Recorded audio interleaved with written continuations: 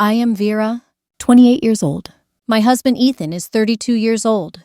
I thought that my husband and I would have a happy and peaceful life, like other families. But my husband did not think so. On our third wedding anniversary, my husband and I went to the movies together. While watching the movie, my husband suddenly had a stomach ache and ran to the bathroom.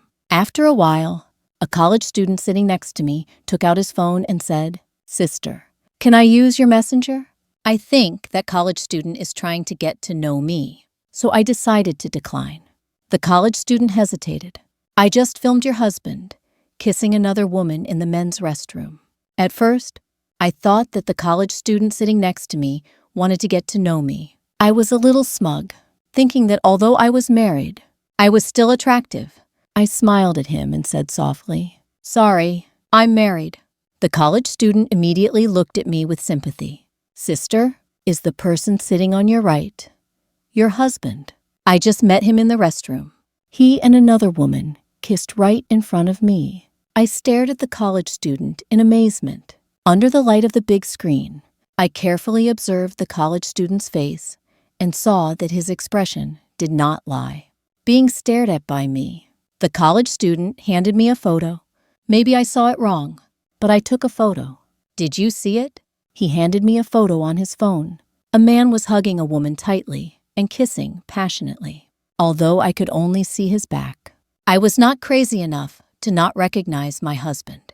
The woman's face was covered by him, so I couldn't see clearly. I muttered, "Ethan, you bastard, you betrayed me again. Today is still our third wedding anniversary. I want to see who that woman is." At this time, a messenger message came in. I accidentally heard an excited man shouting from his phone, "Oh my God, you're back so early. The next thing will be much better." The sound was quite loud, making the people around me uncomfortable and looking at me. A tattooed guy frowned. His voice was unpleasant. "Behave politely in public. Turn off the phone now." He wore a large gold chain around his neck. The cigarette was still unlit. Just looking at him, I knew the thugs couldn't touch him. The college student was scared, his face pale. He said, "Sorry, I'm hanging up now." Then the female student was about to take the phone back. I leaned away and a new message popped up. I calmly opened the phone and saw a voice saying, "That naughty bitch was dragged into the bathroom by that bastard, and the two of them did shameful things inside." Immediately, I felt like all the eyes in the cinema were on me. The cigarette on the thug's lips also fell to the ground. His eyes were burning as he looked at the phone in my hand and laughed. "Haha, sorry for my ears.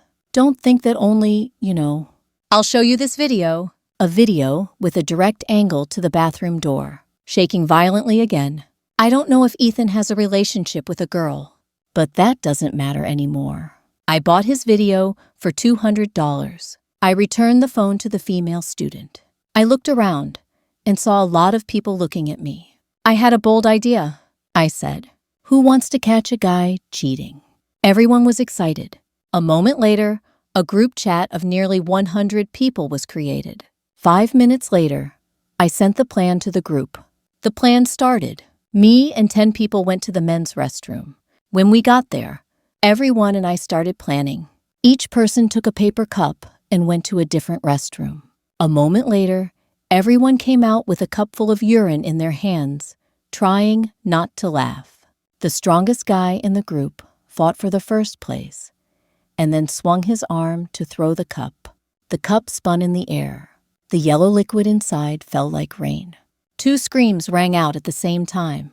The strongest guy slammed the bathroom door where Ethan was inside, saying, "Sorry, I was going to throw the trash in today because something unexpected happened." Ethan's angry voice rang out, "What did you just throw in here?" The strongest guy said, "It's soft drink." Ethan replied, "It's urine." "You're lying." The big man wanted to pay Ethan for his shirt, but the husband chased him away and said, "Consider me unlucky. You go away." As soon as he finished speaking, a series of paper cups flew in. All kinds of dark yellow or light yellow liquids poured down like a waterfall. The space was filled with an unpleasant smell. The door finally opened, Ethan was soaked all over. Right behind him was a woman who was equally dirty, constantly bowing her head. Ethan was angry when he saw the crowd. At that moment, the maid walked in and witnessed the scene. She continuously swung the mop towards the two. Ethan and the girl couldn't dodge. Moreover, the cleaner was also a member of my plan. I specially gave the maid a generous sum of money. I stood in the crowd and had to laugh. Ethan's face was red with anger. He shouted to the crowd, "What are you doing? I will call the police." Everyone and Ethan argued fiercely. When Ethan was about to take out his phone to call the police, the girlfriend behind him stopped him and ran away. Ethan gritted his teeth in anger and ran after the girl without knowing my presence. The laughter rang out like thunder. I couldn't help but laugh out loud. I will treat everyone to a meal today. But the meal failed. The female student said that the movie was not over yet, and the ticket price was $80. The cinema couldn't make money so easily. Everyone agreed. Then each small group left to return to the cinema. I quickly went into the group chat to drop stickers to thank them. After leaving the cinema, I stood on the street, helpless, and didn't know where to go. In the end, I still chose to go home. As soon as I entered the door, I felt numb. On the wall, our photos covered a section of the wall. The floor was covered with red roses. On the table was a carefully wrapped gift box. I burst into tears. Ethan and I were once passionately in our first love. From the breath of dating to becoming husband and wife, we have been together for nearly a decade. In 10 years, we have never argued once. I always thought I was lucky, but I didn't understand why a man like Ethan could deceive me. When Ethan came home, I was sleeping soundly when I heard the door open. I opened my phone to check the time. It was past 1:30 in the morning. Ethan gently opened his phone. I pretended to sleep. I saw him standing by the bed, looking at me for a while, then turned off the nightlight and lay down to hug me, like always. I tried to control my discomfort until he fell asleep and gently let go of his hand. The next morning, Ethan woke up and had already prepared breakfast. When he saw me coming out, he smiled gently. "Vera, I prepared your favorite food. There's also strawberry cake on the table." Before he could finish his sentence, his eyes stopped at the suitcase in my hand. His face worried as he explained, "Vera, are you angry with me?" "I'm sorry. Yesterday, the company called urgently and said there was an important matter to take care of. I was so busy that I forgot to tell you. It's all my fault. Let me make it up to you another time." I calmly replied, "The company is important. You know, I'm not angry with you either. Elisa is just sad because her heart is broken. I want to stay with her for a few days to make her happy." Ethan looked intently at my face. Seeing that I wasn't angry, he finally calmed down. I took the glass, ate a few bites, and then stood up to leave. When I arrived at Elisa's house, she was already waiting at the door. When she saw me, she looked worried. "What's wrong with Vera?" "Ethan is adultery." I told her everything that happened last night, including the scene of being caught in the act, like in the movies. I opened my phone to show her the photos and videos in the group. She laughed so hard that she said, "Serves you right, my wonderful friend." After laughing, she asked seriously, "What are you going to do now? Get a divorce?" I nodded and answered firmly, "We have to get a divorce. My joint assets with him are just a house that both families contributed money to buy, a mortgage that both husband and wife pay. No problem if we split it. The savings are not much, but it's okay. More than $100. Non deseare." Elisa advised me to go to her beauty salon to sign up for all the service packages there and wait until the divorce is completed. "Elisa will refund me all the money." My eyes lit up. Great. The two of us decided to go to the beauty salon. Swiped the card to sign up for all the service packages. Only $8 left. I smiled with satisfaction. Passing by, Elisa took me for a walk, understanding that she wanted to encourage me. I also felt comfortable and relaxed. In a moment, my hands were gently holding all sorts of things. As soon as I walked out of a store, Elisa pulled me to the other side of the street, but halfway there, she stopped. I followed her gaze. On the other side was a store selling mother and baby supplies. Ethan was hold hand, the girl from yesterday, very affectionately. When he walked out, he also saw me standing there. Stiff, he quickly said something to the girl. She looked at me and turned away. Elisa shouted, "Today, I have to teach him a lesson." I held her hand tightly and said softly, "Don't. Wait for me in the car." She glared at Ethan, sadly turning away. He stood there, looking a little confused. "Vera, you saw everything, right?" I nodded, not asking who his girlfriend was or when this started. Just calmly said, "Let's get a divorce." Ethan was stunned for a few seconds, then breathed a sigh of relief. On the way back, I still couldn't forget what Ethan said. He said I was his first love. He really loved me. He told me that his girlfriend was just a girl who accidentally flirted with me, but she got pregnant. Ethan had to take responsibility. His eyes were filled with regret as he looked at me for the last time. "It would be better if you were the one who got pregnant." I put my hand on my stomach, feeling strangely empty. On the day of the court hearing, the divorce proceedings were extremely quick. I didn't understand where Ethan got the money from, but he paid me half the house price, according to the current market price. Although he found out that our savings account was depleted because I had withdrawn it all, he still gently didn't say a word. Walking out of the building, Ethan called me back with the divorce papers in his hand, saying, "Vera, can you wait for me?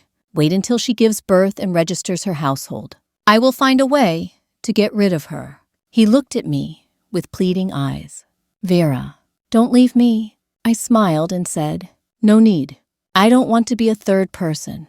Ethan's face was blank. I turned around and took a taxi to the hospital for a blood test and ultrasound. The results were as I thought. I was 1 month pregnant. The doctor looked at the test results, smiled gently, and asked if I wanted to register for a birth record at their hospital. I was stunned and didn't answer, just silently looked at the ultrasound in my hand. The doctor saw that my expression was not right. His smile gradually faded and calmly said, "If you don't want to keep it, then deal with it early while the fetus is still small." Hearing the 2 words, "deal with it," I was startled and told the doctor to let me think about it and decide later. I almost ran out of the clinic. My mind was in chaos, and I couldn't think of anything. This area was the obstetrics department. The hallway was filled with pregnant women with big bellies, or couples holding their babies in their arms, their faces happy and full of anticipation. The elevator door opened. The people inside unconsciously looked at me. Even though no one said anything, I could still feel their eyes on me, as if I was a cold-blooded mother who had gently abandoned her child. I avoided their gazes and turned to walk towards the stairs. There were fewer and fewer people. I breathed a sigh of relief and was about to open the door and enter. Suddenly, I heard a familiar voice from inside. It was Ethan's voice. I was about to turn around and leave, but I heard him say, "Vera, she's so stupid that she doesn't even know she's pregnant. I bet Vera will definitely give birth. As long as she gives birth, I'll find a way. She'll be mine. By then, the house and money will still be mine. I'll be her first man." I heard Ethan bragging to his friends right across the wall. He kept talking about how much I loved him, how much I sacrificed for him, working overtime to buy him food late at night. He helped me all night. I even massaged him when he was in pain. The sweet memories of the past now became knives, stabbing my bleeding heart. Ethan's voice continued to ring out. "Vera is so stupid, but how can she compare to Anna? She trusted me completely, dreaming of a wedding, getting married, who would want to jump into the grave when she just got out of it. Anna is much easier to fool." I said it would take time to prepare for the wedding. She believed it and was moved to tears. Women after giving birth are easier to manipulate. I have my own way to enjoy it all. You know, having sex with pregnant women is exciting. Ethan's words became more and more vulgar. He described every time Anna served him. I had to grit my teeth to suppress the nausea. Looking at the camera on the ceiling, I turned around and left. Ethan really understood me, the man who betrayed me. I could leave immediately, but this child, I really couldn't stand it. If I hadn't accidentally heard that conversation, I might have decided to give birth. He was really calculating. He wanted to satisfy his ambition and wanted me for himself. I smiled slightly. Then I will play with you to the end. I didn't leave the hospital, but waited at the gate. Today, Ethan took Anna to the maternity ward, waited until I saw him drive out. I got into a taxi and told the driver to follow. The driver looked very excited. Don't worry. I guarantee I won't let you lose track of that black car. He was really a skilled driver, following Ethan's car without him knowing. Our car just drove away. When I stopped at an apartment building, I got out of the car. The taxi driver felt a little reluctant, asked, "You are going to catch someone red-handed. Are you sure you don't want me to help?" I replied in a confident tone. "I learned martial arts. Don't worry." Hearing this, the driver felt a little reluctant and left. Entering the apartment building, I began to find Ethan's car. He didn't stay long and drove away. About 10 minutes later, the car left. I followed Anna to an apartment. I waited for a while and rang the bell.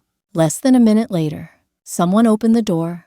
Recognizing me, Anna instinctively felt danger and covered her stomach with her hands. Alert, and said, "What are you doing here?" I replied in a relaxed tone. "Don't worry, I'm not here to hit you." Anna hesitated for a moment and then opened the door for me to enter, but her eyes were still filled with suspicion. I looked at the pair of men's slippers placed at the door and then looked up at the photo of the two of them hanging on the wall. Ethan and she were smiling happily. I sat down on the sofa and asked Anna, "Ethan and I are divorced. Did he say when he would marry you? Did he say he needed time to prepare for a perfect wedding?" Anna immediately widened her eyes and looked at me. "How do you know what you wanted to say in the end?" I didn't say anything more and told her everything I heard at the hospital. She immediately turned around, very agitated, and shouted, "You're lying. You just don't want to accept that he loves me, so you deliberately made up stories to deceive me." I calmly looked at Anna and said that the hospital had surveillance cameras. She could go and check herself. I had recorded the specific location and time for her before leaving. I stopped and looked at her belly for a while and finally said, "The fetus is still small. It's not too late to remove it." Anna's face immediately turned pale. After that day, I didn't contact Anna anymore, and Ethan texted me every day to remind me to bring an umbrella when it rained, asked me if I worked overtime, how my health was, and even often ordered milk tea and sent flowers to the company. When Elisa heard my story, she knew Ethan's plan and was angry. Elisa just wanted to hit Ethan. After looking at me, she sighed again. I often go on blind dates these days. I'm really afraid of getting married. Men are really scary. I burst out laughing. I really don't understand why the man who used to eat noodles for a month to save money to buy me a birthday present. Every time I had my period, he had to cook brown sugar water because he didn't want me to bear the burden of giving birth and lied about sperm. Why did it turn out like this now? It was so painful. Elisa hugged me to comfort me. I could feel the warmth from her. I felt grateful to God for having a friend like her.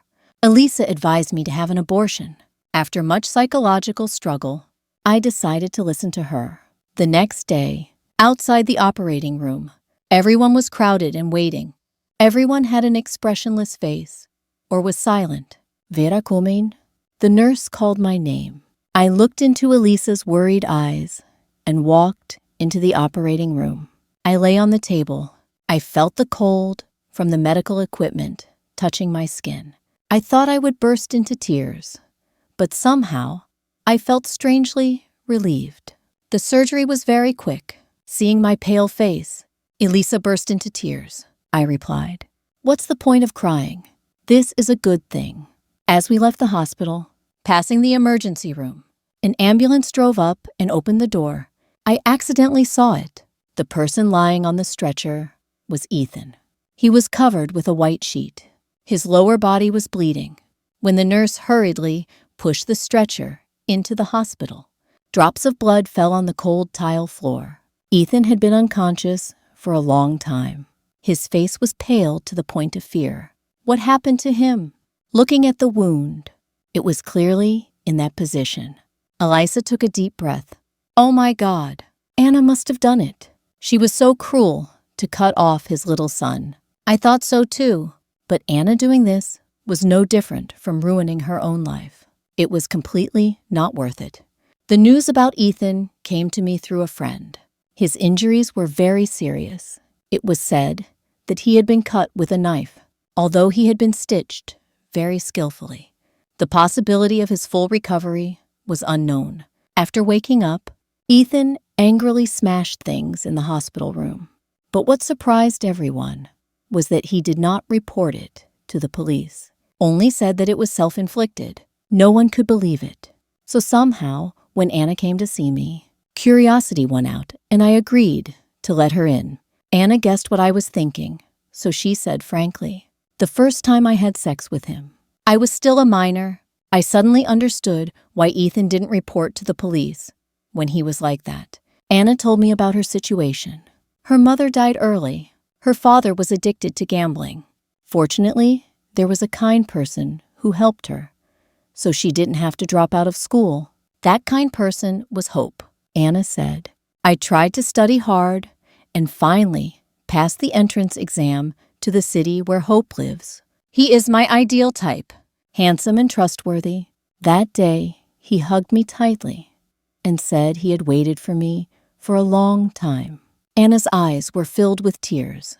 I know he already has a family, but I still accept everything to give myself to him. Looking at Anna like that, my emotions became mixed. I sighed softly. Hope is not Ethan. Anna was surprised. I told her that during my wedding with Ethan, there was a charity event held at the same restaurant. I felt it was very meaningful, so I decided to donate all the wedding money to a charity. I named the fund Hope. I opened my phone to find the donation certificate photo, then opened the charity fund's official app to show her the profile picture and account name with the word Hope. I donated to a total of 3 people and talked to each person I never thought I would meet, but she said that she considered me her motivation and tried to get into the same school as me. I was so touched that I agreed, but I couldn't do it. The company had an emergency, and I couldn't go, so I asked Ethan to meet her instead of me. Anna was like a lifeless corpse when she learned the truth, looked at me speechless, then staggered to her feet and left. Not long after, her sorrowful cries echoed from outside. After Anna left, I called Ethan. I didn't let him speak. I said, I was pregnant but had an abortion. And after saying that, I hung up immediately. Ethan called back repeatedly, but I didn't pick up. He sent a series of messages blaming me for aborting the pregnancy without asking him, scolding me with cruel words, even cursing me. I deleted everything, added him to my block list, and that was it. Just thinking about loving someone like Ethan and even having a child with him disgusted me. Elisa was worried that when Ethan got better, he would come to me to cause trouble. No, wait. I replied that he didn't know if he could have children in the future. Anna was carrying his only child. Where would he get the strength to come to me? Sure enough, Ethan stopped contacting me since then. Not long after the news of Ethan and Anna's marriage spread, Anna even sent me a wedding invitation. Elisa angrily scolded, "Is she crazy? She's the 3rd person. Why did she come to you to brag about this?" Ethan had deceived her so miserably and still wanted to be with him. You rotten bitch! I remained calm. Who Ethan married and how he lived had nothing to do with me anymore. After that, they continuously showed off their sweet moments on social media. Ethan proposed to Anna with 999 roses. They went to Houston to take wedding photos and decorate their new house.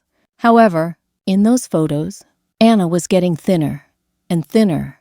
Her belly was getting bigger and bigger. She always had a smile on her face, but her eyes were becoming more and more lifeless. I felt a little uneasy when talking to Elisa. She was surprised. "Why do you pity the third zodiac sign?" I didn't pity Anna. I just thought, if my company hadn't had an emergency meeting that day, if I had been the one to meet her, would things have been different? Elisa shook her head. "Ethan is a bad guy. If it wasn't for Anna, it would have been someone else." "Vera, stop torturing yourself." She got straight to the point. "The one who cheated on Anna wasn't you. The one who should feel guilty isn't you." Suddenly, I felt strangely relieved. My parents, who were in New York to help my brother take care of his nephew, came back specially to stay with me for a while. They took turns cooking all kinds of delicious food for me every day, hoping that I could eat 5 meals a day.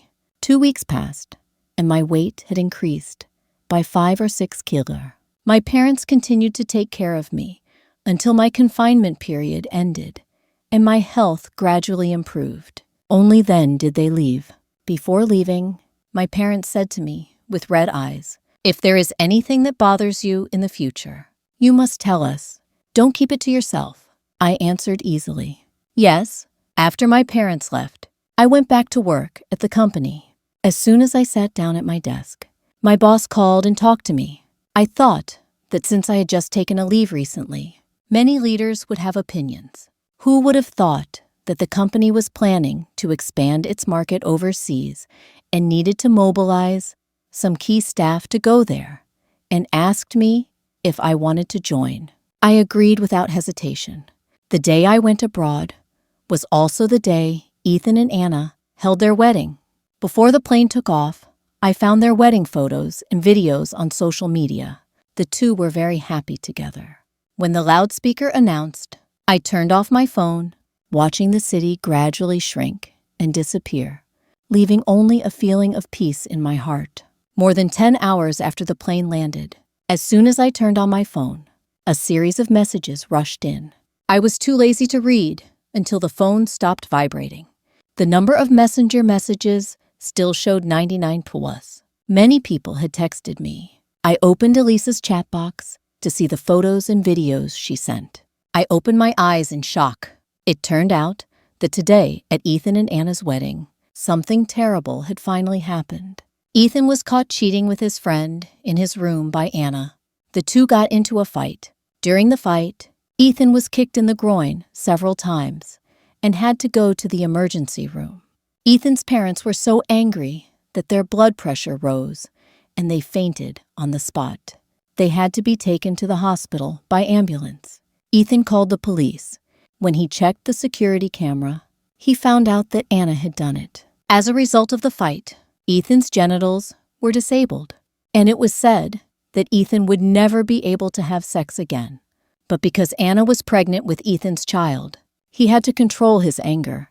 Elisa blurted out, "I know Anna is the type of person who, when she is not calm, will not leave Ethan alone. Anna must have mental problems." From what I found, the terrible things that happened before Anna had not yet acted. Ethan's killer was too relaxed. Ethan's difficult days were definitely still ahead. After that, I immersed myself in work at the new branch that opened a completely new market. It was really difficult. Different policies, strange environment. The culture was very different from this country. Even the story of eating and relationships had to start from scratch. Overtime was a daily habit. Sometimes I was so tired that I fell asleep on the table after eating only a few bites. However, my progress was also very obvious among the people who accompanied me. I became the one who was most appreciated by the branch manager as soon as I gradually forgot everything related to Ethan. Then I received a text message saying that there was money from the bank. "Your account just received $850. Noise." The sender was Anna. I was still hesitating whether to call Anna or not. Then she took the initiative to text me. "Ethan transferred the house to me. I sold it and gave you half. Thank you and also apologize to you." Elisa's phone also rang. She said that Ethan's life had been hell recently. Anna had used the pregnancy in her belly to blackmail Ethan and his assets. He had borrowed money from friends and relatives many times. The most recent was when Anna declared that if she didn't get the house, she would commit suicide. Ethan didn't believe anyone at first. Anna actually climbed onto the roof. Fortunately, she just wanted to scare Ethan. She was finally rescued by firefighters. Then Anna repeatedly failed to achieve her goal and played games again. The most serious thing happened when Anna injured herself with a knife. Ethan was forced to accept the transfer request to Anna. Who would have thought that as soon as she got the papers, Anna immediately sold the house. More importantly, the 8-month pregnancy in her belly was also aborted. Ethan completely lost control when he heard this news. Then Anna ran away, and no one knew where she went. Ethan reported to the police, but they said the relationship between the two was too complicated, even if they prosecuted. It would be difficult to investigate and come to a final conclusion. When she found out that Anna had split the money with me, Elisa was very surprised and said, "It's really confusing. It turns out she's not completely a bad person. Actually, the one to blame is actually Ethan." It can also be considered a result.